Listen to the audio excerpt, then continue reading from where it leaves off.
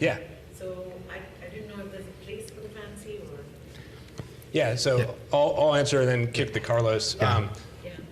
So we just went through one of the audits that Carlos was talking about for a company that did like home repair and cleanup, right? Like water damage and stuff like that. And their corporate videos done by their corporate marketing folks were all getting outranked by a couple out of Ohio that shot all theirs in their basement. So that happens all the time, and for a couple of reasons. One is that people who like doing this tend to just produce way more content than like higher production value people tend to. If you go try to quote out, come on, there we go. If you try to quote out this type of work with a lot of video agencies, they don't want to do it.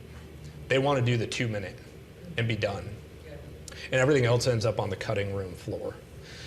So one is just volume. Like they've become the authority as like the Southern Ohio cleanup folks, and are now ranking nationally.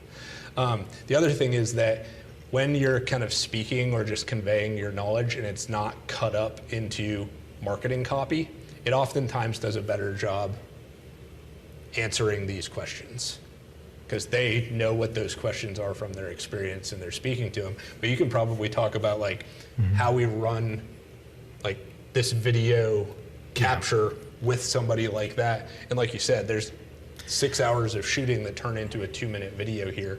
So we're trying to make it as close to that as we can in capturing their authentic voice.